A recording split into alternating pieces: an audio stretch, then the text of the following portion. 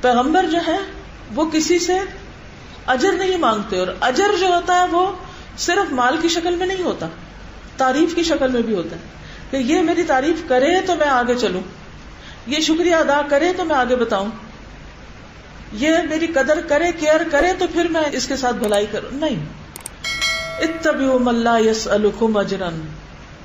پیروی کے قابل کون ہے؟ اصل داعی اللہ کون ہے کہ جو تم سے کچھ بھی نہیں مانگتے، جن کو لوگ گالیاں بھی دیں، پتھر بھی ان کی طرف پھینکیں، انہیں مارنے کی دھمکی بھی دیں، پھر بھی وہ لوگوں کے ساتھ خیر خواہی کریں.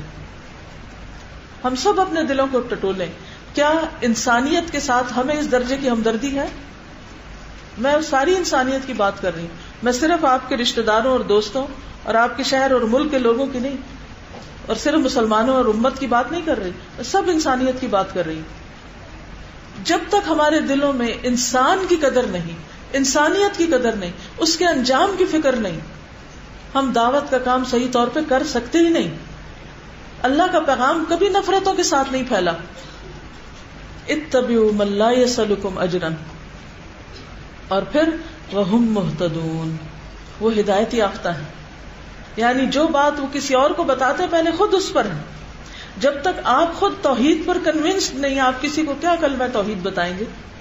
جب تک آپ خود سنت کی پیروی نہیں کر رہے، آپ کس طرح لوگوں کو بتائیں گے کہ سنت کی پیروی کرو؟ اگر ہم اپنے رسول محمد صلی اللہ علیہ وسلم کی سنتوں کی پیروی کر رہے ہوتے اور ہمارے عمل سے ظاہر ہوتا کہ ہم آپ کے وارث ہیں، تو پھر لوگ ایسا مذاق نہ کر سکتے. ہمارا روب آج کیوں نہیں؟ اس لیے نہیں کہ ہمارے قول اور فعل میں تضاد ہے. ہم جس رسول سے محبت کا دعویٰ کرتے ہیں اس رسول کی سنت سے محبت نہیں کرتے اور اس کی پیروی نہیں کرتے، اتبعوا المرسلین کے طریقے پر عامل نہیں ہے. نبی صلی اللہ علیہ وسلم نے فرمایا تھا، من احب سنتی فقد احبنی، جس نے میری سنت سے محبت کی اس نے مجھ سے محبت کی. تو آپ کے طریقوں سے محبت بہت ضروری ہے. اتبعوا من لا يسألكم اجرا وهم مهتدون. تو ہمیں ہدایت کے رستے پہ چلنا ہے، اور ہدایت کے لیے شروع میں آپ نے دیکھا تھا نا، یاسین والقرآن الحکیم انک لمن المرسلین علی صراط مستقیم. تو کون ہے ہدایت پر؟ کون ہے سیدھے رستے پر؟ نبی صلی اللہ علیہ وسلم. جب تک ان کا طریقہ اختیار نہیں کیا جائے گا ہدایت پہ نہیں ہو سکتے. اور صرف یہ پیغمبر نہیں، سارے پیغمبروں کی یہی صفات رہی ہے. مثلا حضرت ہود نے بھی کہا، وَيَا قَوْمِ لَا أَسْأَلُكُمْ عَلَيْهِ مَالًا إِنْ أَجْرِيَ إِلَّا عَلَى اللَّهِ. اے میری قوم، میں تم سے اس پر کوئی مال نہیں مانگ رہا، میرا اجر تو اللہ کے ذمہ ہے. وَمَا لِيَ لَا أَعْبُدُ الَّذِي فَطَرَنِي وَإِلَيْهِ تُرْجَعُونَ. وَمَا لِي، اور کیا ہے مجھے، لا اعبد، کہ میں نہ عبادت کروں، الذی فطرنی، اس کی جس نے پیدا کیا مجھ کو، وإلیہ ترجعون، اور اسی کی طرف تم سب لوٹائے جاؤ گے، تم سب بھی ادھر ہی کو جانے والے. یہ کس کا قول ہے؟ حبیب نجار کا. کیونکہ ان لوگوں نے مخالفت میں کہا ہوگا نا، یا وہ شرک پر تھے اور بتوں کی پوجا کرتے تھے خدا کو چھوڑ کر، تو یہ اپنے طریقے کی دلیل دیتے ہیں کہ میں جس طریقے پر ہوں وہ کیا ہے، اور وہ طریقہ ہے اللہ کی عبادت کا، جس کے لیے اللہ نے بندوں کو پیدا کیا ہے. وما خلقت الجن والانس الا لیعبدون. اللہ کو ہم سے مطلوب یہی ہے. اور کہا کہ میں اس کی عبادت کیوں نہ کروں، اس میں حرج کیا ہے، اس میں نقصان کیا ہے، کیونکہ اسی نے مجھے پیدا کیا ہے، سب سے بڑا احسان تو اس کا ہے مجھ پر، تو میں اسی کا وفادار نہ بنوں. وإلیہ ترجعون، اور تم سب بھی اسی کی طرف پلٹائے جاؤ گے. عبادت کس کو کہتے ہیں؟ بندگی کرنا. اور ہر وہ قول یا فعل ظاہری یا باطنی، قول یا فعل ظاہری یا باطنی، یعنی چپکے سے کریں یا زور سے کریں، سامنے کریں یا چپکے کریں، جو اللہ کو پسند آئے اور جس پر اللہ راضی ہو وہ عبادت ہوتا ہے. عبادت میں کیا کیا شامل ہے؟ ہر قول اور ہر فعل، چھپا یا ظاہری، جو اللہ کو پسند آئے اور جس سے اللہ راضی ہو. یاد رہے گا؟ پکا رٹ لیں. اگر اس لیے نہیں کہ صرف دماغ تک رٹا ہوا، جب کرنے لگے تو یاد بھی کریں. کیا مثلا میں یہ بات کرنے جا رہی ہوں، کیا یہ بات اللہ کو پسند آئے گی؟ ہاں آئے گی. بس یہ بات عبادت ہوگی. ذکر جو ہے وہ صرف سبحان اللہ ہی نہیں، اچھی بات کرنا، کسی کے دل میں اللہ کی محبت ڈالنا، کسی کو اچھا مشورہ دینا. اگر وہ بات ایسی ہے کہ اللہ کو پسند آ گئی تو آپ کا یہ بات کرنا بھی کیا ہے؟ عبادت ہے. پھر آگے اس کی تقسیمیں ہیں، کوئی بدنی ہے، کوئی قلبی ہے، کوئی لسانی ہے، اور پھر اس کے بعد یہ کہ کچھ مخصوص عبادات ہیں اور کچھ خصوصی عبادات اور عمومی عبادات. یہ پھر ایک تفصیل آگے آتی ہے.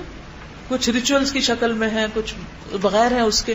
لیکن عام طور پر یہ بات یاد رکھیے کہ آپ کی ہر بات عبادت ہے، ہر کام عبادت ہے، خواہ آپ سب کے سامنے کریں یا چھپ کے کریں. شرط یہ ہے کہ وہ اللہ کو پسند آئے، اللہ کو اس سے محبت ہو اور اس کے کرنے پہ اللہ راضی ہو. وَمَا لِيَ لَا أَعْبُدُ الَّذِي فَطَرَنِي، میں اسے کیوں نہ خوش کروں، میں اسے کیوں نہ راضی کروں جس نے مجھے پیدا کیا ہے. وَإِلَيْهِ تُرْجَعُونَ، اور اسی کی طرف جانا ہے مجھے بھی اور تم سب کو بھی. اور عبادت کی کتنی بڑی دلیل کہ نہیں. مثلا اگر کوئی آپ کے کسی ایسے فعل پر اعتراض کرتا ہے جو اللہ کی پسند کا ہے لیکن لوگوں کی پسند کا نہیں، سوسائٹی اس کو کنڈیم کرتی ہے یا لوگ اس کو پسند نہیں کرتے، لیکن یہ آپ کو یقین ہے کہ یہ اللہ کی پسند کا کام ہے، تو آپ کا جواب کیا ہونا چاہیے اگر کوئی بھی اعتراض کرے؟ وَمَا لِيَ لَا أَعْبُدُ الَّذِي فَطَرَنِي وَإِلَيْهِ تُرْجَعُونَ. جب کوئی اعتراض کرے، لوگ اعتراض کریں کیوں حجاب کر رکھا ہے تم نے، تو کیا کہیں گے؟ وہ الہدا کا یونیفارم ہے اس لیے کر رکھا ہے. یہ کہیں گے؟ نو. کیونکہ جو لوگ اس لیے حجاب کرتے ہیں کہ یہاں کا یونیفارم ہے، پھر وہ یہاں ہی کرتے ہیں، بس وہ کہیں اور نہیں کرتے. اور جو اللہ کے لیے کرتے ہیں وہ کہاں کہاں کرتے ہیں؟ ہر جگہ کرتے ہیں، کیونکہ اللہ ہر جگہ موجود ہے. اور کس کام پہ اعتراض ہوتا ہے آپ؟ کوئی اگر آپ کو کہے کہ اتنے نفل نہ پڑا کرو، کیا کہیں گے؟ کیا کہیں گے؟ وَمَا لِيَ لَا أَعْبُدُ الَّذِي فَطَرَنِي وَإِلَيْهِ تُرْجَعُونَ. کوئی کہے کہ اتنا صدقہ خیرات نہ کرو، کیا کہیں گے؟ وَمَا لِيَ لَا أَعْبُدُ الَّذِي فَطَرَنِي وَإِلَيْهِ تُرْجَعُونَ. اتنا قرآن نہ پڑھا کرو. وَمَا لِيَ لَا أَعْبُدُ الَّذِي فَطَرَنِي وَإِلَيْهِ تُرْجَعُونَ. اتنی نہ لوگوں کی خدمت کرو. وَمَا لِيَ لَا أَعْبُدُ الَّذِي فَطَرَنِي وَإِلَيْهِ تُرْجَعُونَ. کسی بھی کام پر آپ کے اگر اعتراض ہو تو یہی جواب دیا کریں. بہت میں چھوٹی تھی تو میں اپنے ایک رشتے دار کے گھر گئی تو انہوں نے صرف یہ جملہ وَمَا لِيَ لَا أَعْبُدُ الَّذِي فَطَرَنِي وَإِلَيْهِ تُرْجَعُونَ، سے مجھے ترجمہ وغیرہ کچھ نہیں آتا، وہ لکھ کے لگایا تھا ورکنگ ٹیبل کے اوپر. اس وقت میں نے قرآن پڑھ لیا تھا کہ سورۃ یاسین میں ہے، اس کا کیا مطلب ہے، کہ کیوں لکھا ہوا ہے، یہاں کیوں لکھا ہوا ہے. اور پھر جب میں نے اس کا ترجمہ مجھے پتا چلا تو بہت اچھا لگا مجھے کہ واقعی کیوں نہ میں عبادت کروں اللہ کی جس نے مجھے بنایا. اسی نے تو ہاتھ دیے، اسی نے تو پاؤں دیے، اسی نے دل دیا، دماغ دیا، سب کچھ تو اس نے دیا. میں اسی کا وفادار نہ بنوں؟ کیوں نہ بنوں؟ تم چاہتے ہو میں تمہارا وفادار بن جاؤں اس کو چھوڑ کے؟ کیونکہ لوگ کیا چاہتے ہیں کہ ہم اللہ کو چھوڑ دیں اور ان کے بن جائیں، جبکہ لوگ کیا دیتے ہیں؟ کچھ بھی نہیں. وَمَا لِيَ لَا أَعْبُدُ الَّذِي فَطَرَنِي وَإِلَيْهِ تُرْجَعُونَ.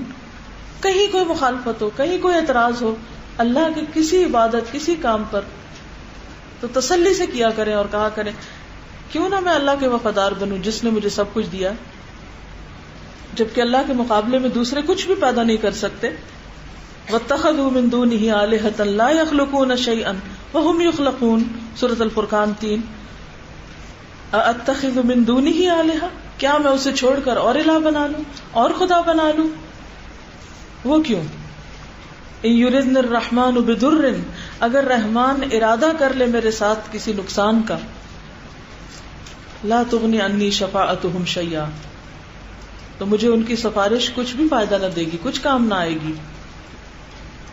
کتنا خطرناک کام ہے اللہ کو چھوڑ کر دوسروں کی طرف رخ کرنا، اللہ کو بھول کر دوسروں کو خوش کرنا.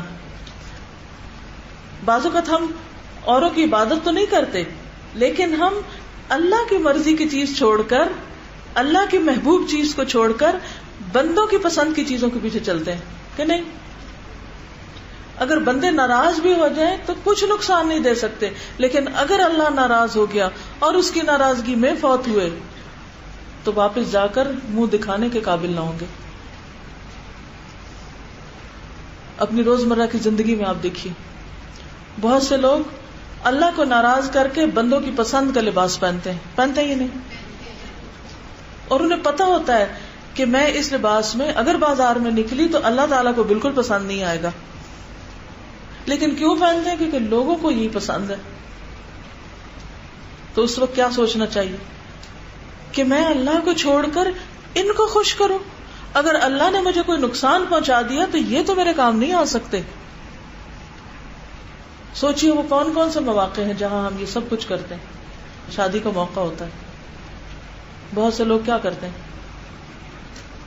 اللہ کی خوشی کے کام کرتے ہیں. اس دن ساری مجلس، پارٹی، کھانا پینا، لباس، ہر چیز کس کی پسند کے مطابق تیار کی جاتی، ساری ڈیکوریشن، سب کچھ پاس نہ ہو، قرضہ لے کے اسراف کرتے ہیں. کس کو خوش کرنے کے لیے؟ اللہ کو خوش کرنے کے لیے. اب بندوں کو خوش کر رہے ہیں، لیکن اگر اللہ ناراض ہے اور اس نے کوئی نقصان پہنچایا، کوئی آ گئی مصیبت اس کی طرف سے، یہ ساری دنیا مل کر بھی اس مصیبت کے وقت کام نہیں آ سکتی اور نہ ہی بچا سکتی. دیکھیے جب ہمیں کوئی تکلیف ہوتی، بعضوں کو تو ایسا ہوتا ہے نا، چھوٹی موٹی تکلیف، درد، کوئی گولی کھا لی، دوائی. کئی تکلیفیں ایسی ہوتی ہیں نا کہ ہم کر چارہ رہتے ہیں لیکن وہ نہیں ٹھیک ہوتی نہیں ہوتی. امن یجیب المضطر اذا دعاہ ویکشف السوء، کون ہے جو بے قرار کی پکار سنے اور تکلیف دور کر دے؟ اگر اللہ نہ چاہے تو کوئی نہیں کر سکتا. بعضوں کا ساری دوائیاں فیل ہو جاتی ہیں، سارے ہیلے ناکام ہو جاتے ہیں. جب کوئی کشتی ڈوبنے لگتی، جب کوئی جہاز لرزنے لگتا ہے، جھکولے کھانے لگتا ہے، پھر کیا ہوتا ہے؟ پھر کون کام آتا ہے؟ جب زلزلے سے زمین تھرانے لگتی ہے کوئی روکے؟ جب آندیاں چلنے لگتی ہیں اور مکانوں کی چھتیں اڑنے لگتی ہیں، ہے کوئی جو اس کو روک سکے؟ ان یردن الرحمن بضر لا تغنی عنی شفاعتهم شیئا، باقی معبود تو چھڑا ہی نہیں سکتے، بچا ہی نہیں سکتے. انی اذا لفی ضلال مبین، اگر میں ایسا کروں تو کھلی گمراہی میں ہوں گا. اب اس میں آپ دیکھیے کہ کس دور کا یہ شخص ہے، کیا اس کی حیثیت ہے، کیا اس کا مقام ہے، کہاں سے وہ چل کر آیا ہے. جو باتیں وہ کرتا ہے وہ اللہ نے محفوظ کر دی. یہ اس کے چند بول تھے جو اللہ نے قرآن مجید میں محفوظ کر دیے. وہ تو دنیا سے رخصت ہو گیا، لیکن آج تک ہم سب اس کو پڑھ رہے ہیں. اور سورت یاسین جتنی پڑھی جاتی کوئی اور سورت بھی نہیں پڑھی جاتی. یہ کس چیز کی جزا ہے کہ اللہ نے اس کا نام اتنا باقی رکھا؟ کیا تھا اس کے اندر؟ کوئی بہت بڑا سٹیٹس تھا؟ کوئی بہت بڑی اتھارٹی تھی، قوت تھی؟ کچھ نہیں. کیا تھا اس کے پاس؟ ایمان تھا، اخلاص تھا. اور ایسے وقت میں اس نے کلمہ حق کہا جب کوئی اس کا ساتھ دینے والا نہیں تھا، جو پوری قوم مخالف تھی. تو جو کام جتنی مشکل میں کیا جائے، جتنی مخالفت میں کیا جائے، اس کا اتنا ہی اجر زیادہ ہے. آپ کام کریں اور اللہ پر چھوڑ دیں، اور پھر آپ دیکھیں کہ وہ اس کو کتنی برکت دیتا ہے اور اس کو نسلوں تک محفوظ رکھتا ہے. یہ ہے آثارہم. یہ کس کے آثار ہیں؟ یہ اس شخص کے آثار ہیں، یہ اس کے الفاظ ہیں جو قرآن مجید میں محفوظ ہیں. یہ اس کے دلائل ہیں جو ہم سب کے لیے بھی مشعل راہ ہیں. اس نے وہاں کہیں لکھوایا نہیں تھا ان کو، وہ سننے والا سن رہا تھا نا، وہ لکھنے والے لکھ رہے تھے. اس کے کوٹیشن کو کسی نے لکھا نہیں، کہیں پریزرو نہیں کیا. یعنی لوگوں کے علاوہ خود ہم نے اپنا نفس اپنا الہ بنا رکھا ہے. اور یہ جو نفس کا الہ بنانا ہے نا، اللہ کو چھوڑ کر من کی بات ماننا، دل کی بات ماننا، بس میرا دل نہیں کر رہا، بھئی یہ کام کر لو، نہیں مجھے نہیں کرنا، بھئی کیوں نہیں کرنا، بس میرا موڈ ہی نہیں ہے. کتنی دفعہ میں ایسے کہتے ہیں میری مرضی نہیں، مجھے اچھا ہی نہیں لگتا، کوئی خرابی بتاؤ، نہیں کوئی خرابی نہیں، بس میرا دل نہیں چاہتا. تو بات یہ ہے کہ خواہ نفس کی غلامی ہو یا لوگوں کی غلامی ہو، کسی کو بھی الہ بنانا جو ہے اللہ کو چھوڑ کر انسان کے حق میں نقصان دہ ہے. تو بات میں یہ کر رہی تھی کہ اس شخص نے کہا کہ اگر میں ایسا کروں انی اذا لفی ضلال مبین، پھر تو میں کھلی گمراہی میں. اور یہ کتنی سمپل سمجھ آنے والی بات ہے نا. پیدا ہمیں اللہ نے کیا، رزق وہ دیتا ہے، ساری نعمتیں اس نے دی ہیں، اور ہم اس کو چھوڑ کر، اس کو بھول کر، اسے پسے پش ڈال کر اوروں کی چاکری میں لگ جائیں، اوروں کو خوش کرنے لگ جائیں، یا اپنے من کی باتیں سننے لگے.